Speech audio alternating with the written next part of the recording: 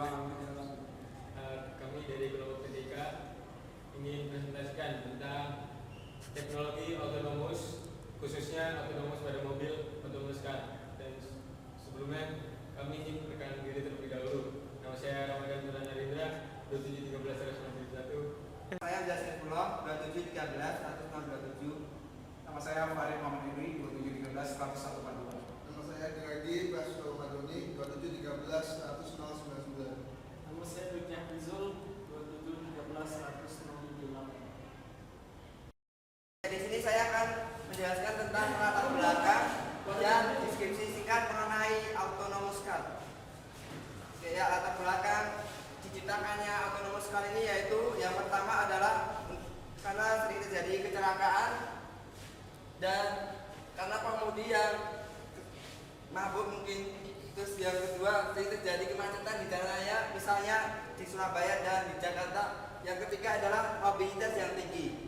Nah, setelah itu mengenai deskripsi singkat tentang autonomous car ini yaitu autonomous car ini dilengkapi dengan banyak sensor, yaitu sensor untuk mendeteksi yang mobil di depannya dan sensor untuk parkir juga ada. Terus yang kedua itu memadukan dengan sistem GPS. Ya, GPS itu kita dapat mengetahui posisi di mana mobil kita berada dan mengenai tujuan yang akan kita tuju.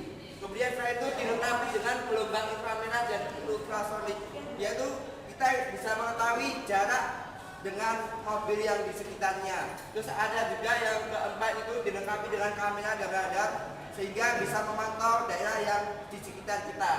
Terus yang kelima ada dapat mengontrol pengemudi dengan sendirinya. Jadi pengemudi tinggal duduk bersantai istirahat dan tinggal memasukkan input data yang kita tuju sehingga kita dapat sampai ke tempat tujuan dengan aman.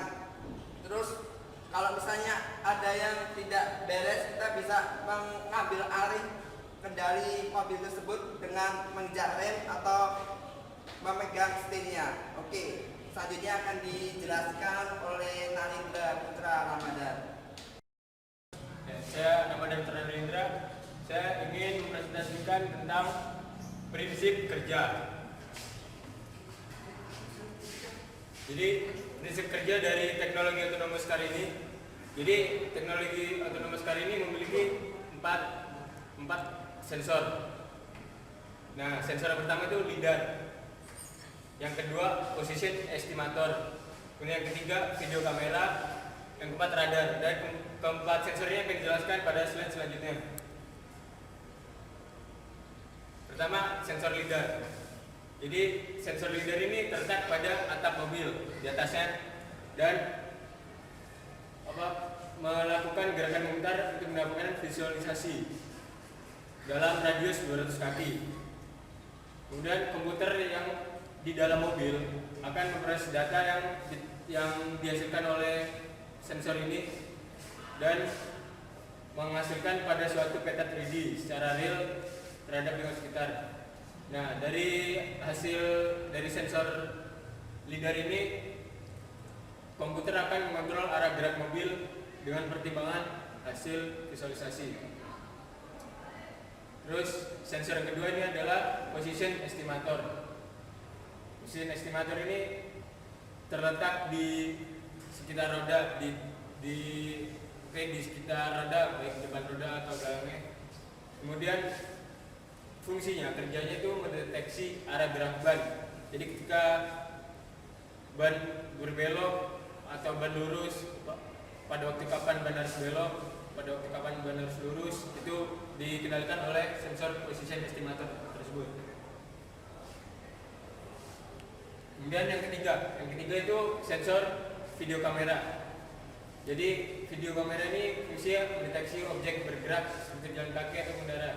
Jadi jika ada objek yang mendekat atau ingin menabrak bodi mobil, jadi akan memberi informasi dan menjauhkan dari tabrakan tersebut. Terus yang sensor terakhir adalah radar. Nah, radar ini fungsinya menentukan suatu objek yang mendekat atau menjauh kendaraan. Dan selanjutnya akan dijelaskan oleh Dwiki Hafizul. Ya, kemudian saya Dwiki Hafizul 2713-100-078 dan bagian saya adalah penerangan terhadap kekurangan dan kelebihan dari autonomous car. Oke, bisa dilihat di sini kelebihan.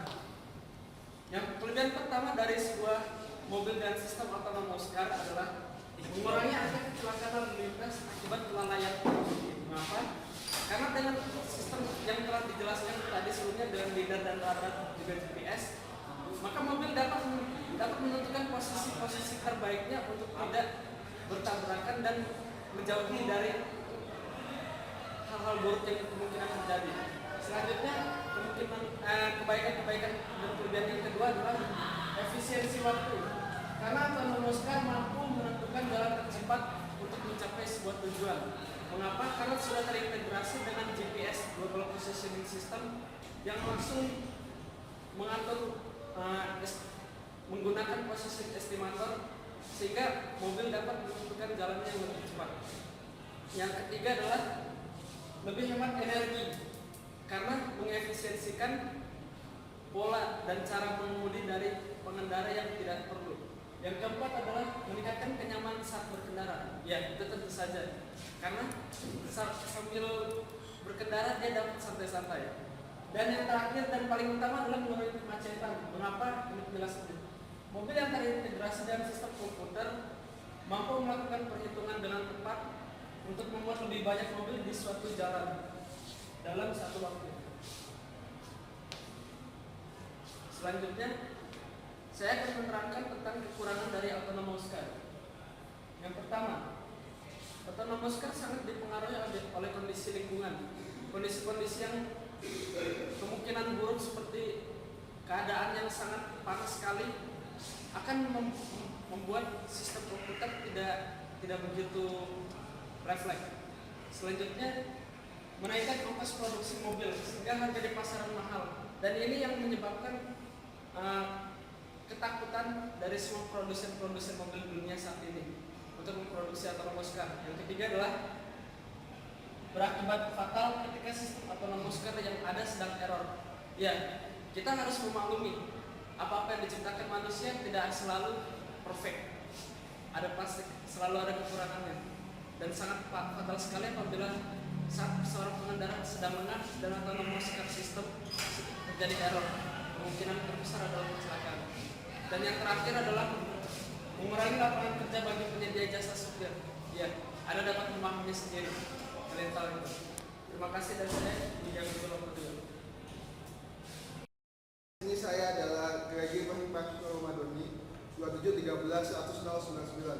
Nah, di sini saya akan menjelaskan tentang prediksi pada masa depan, yaitu mobil autonomous ini pada masa depan adalah yang pertama dapat direalisasikan.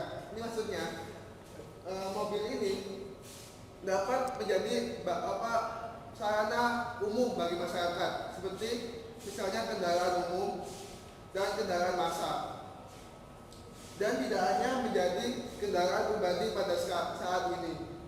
Terus yang kedua, semua kendaraan roda 4 ke atas baik kendaraan pribadi maupun umum menggunakan sistem otonom ini. Ini seperti yang saya ucapkan pada yang awal. Jadi saat ini semua kendaraan umum menjadi kendaraan yang dengan sistem otomatis, sehingga kendaraan pribadi dapat berkurang dan otomatis pencemaran pada lingkungan juga berkurang. Terus yang ketiga, tingkat kecelakaan berkurang drastis. Ini karena pada autonomous car ini sistemnya berdasarkan pada sistem komputer, bukan pada manusia, sehingga dapat meminimalisasi kesalahan yang dapat terjadi karena human error, seperti mabuk, kurang enak badan, pusing, ngantuk, ataupun saat ada telepon di jalan, sehingga menjadikan mobil ini lebih safety di jalanan saat masa depan nanti. Kemudian yang keempat yaitu kepraktisan, keefektifan dan keefisienan dapat terwujud dalam kendaraan ini. Dan jadi kebanyakan dari sekarang mobil saat kita mengemudi itu adalah kita harus terfokus pada Tapi pada saat kita menggunakan mobil otomatis ini, maka kita dapat mengerjakan suatu hal seperti mengerjakan tugas, skripsi, atau menelpon seseorang di saat kita dalam perjalanan ke suatu tempat. Terima kasih. Karet Muhammad Negeri 2013-142. Di bagian terakhir ini saya menjelaskan tentang video dari autonomous car ini. Dari video ini nantinya akan dijelaskan bagaimana penerapan autonomous car pada kehidupan sehari-hari.